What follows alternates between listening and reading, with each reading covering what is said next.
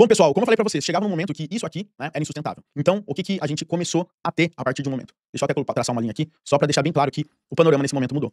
E aí a gente chegou nessa parte de cultura DevOps, tá?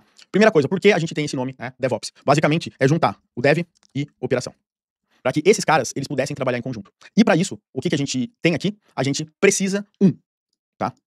A gente precisa de que o desenvolvedor entenda o mínimo de infra, operação e etc. Ok? E do lado do desenvolvedor, não sei nem por que eu pintei a corzinha aqui, mas eu preciso que o cara de infra, ele tenha o básico de desenvolvimento. Porque no final das contas, nesse momento, a gente cai numa necessidade muito grande, que é o quê? Tooling. Então, quando a gente está falando em DevOps ou SRE ou qualquer coisa desse tipo, a gente está falando desses caras trabalharem em conjunto o tempo inteiro. Né? Ou seja, que a empresa ela realmente tivesse uma cultura de fazer um processo de melhoria contínua para que esse ciclo ele acontecesse mais rapidamente. Ok? E quando esses caras eles conseguem trabalhar junto, ou seja, a área de dev e a área de operação, a gente diminui toda essa fricção. Né? E quando a gente diminui essa fricção, a gente tem a possibilidade de melhorar muito mais os processos, se todo mundo entender um pouco de tudo. E aí a gente precisa de algo, no final das contas, que é chamada de tooling. E o que é tooling, no final das contas? É ter ferramentas, processos, automações para que tudo isso aconteça de forma mais fluida. Então, no final das contas, o que acontece? Quando eu chego nesse momento, né, de dev, QA e etc., tudo isso existe até hoje normalmente, tá? A área de QA existe, mas build e release, monitorar e tudo isso, eles acabam fazendo parte de um ciclo muito grande. Por quê? Porque aqui, o desenvolvedor, ele já vai começar a trabalhar com práticas, né? Ou, normalmente a gente chama isso de awareness, né? Com mais conhecimento do ambiente de produção. Até a gente chegar em momentos onde nós chegamos com containers, por exemplo. Eu estou dando um exemplo de containers. Se eu desenvolvo, né, muito próximo ao ambiente em que esse software vai pro ar, né, a chance de dar problema é muito menor. Mas quando isso começa a acontecer, obrigatoriamente, eu tenho que conseguir entender melhor sobre esses ambientes, um pouco melhor sobre a estrutura, a parte de rede, a parte de comunicação entre um sistema e outro. Então, eu preciso e sou forçado a deixar esse ambiente o mais próximo possível de produção. E se isso acontece, naturalmente, né, essa parte aqui ela vai funcionar um pouco melhor.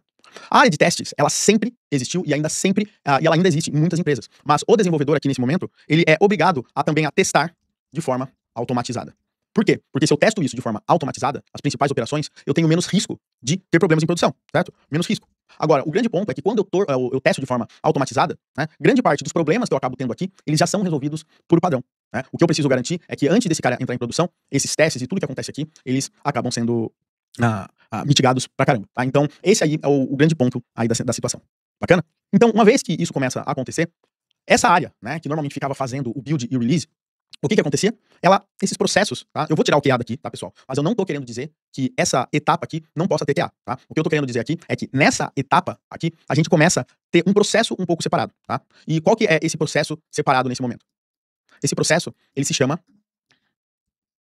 de CI, de CD, tá? Ou seja, deploy, integração contínua e deploy contínua. Eu acredito que você já trabalhe nesse formato nos dias de hoje, já entenda direito como é que funciona uma esteira de CI e CD, mas na real, quando o desenvolvedor ele sobe alguma coisa, aqui a gente testa, a gente faz o build, a gente consegue fazer o release de forma integrada, testável. E para isso, aqui nesse momento, novamente, a gente cai nessa situação. Eu tenho tooling, né? Ou seja, eu tenho um ferramental que me ajuda a chegar exatamente aqui nessa situação, tá? Ou seja, eu tenho exatamente caras que são desenvolvidos, feitos por desenvolvedor, que são entendidos pela área de operação, que a área de operação também desenvolve em conjunto, ou só ela, porque ela também entende um pouco de desenvolvimento. Então, quando a gente acaba caindo nesses aspectos, as coisas elas começam a funcionar melhor.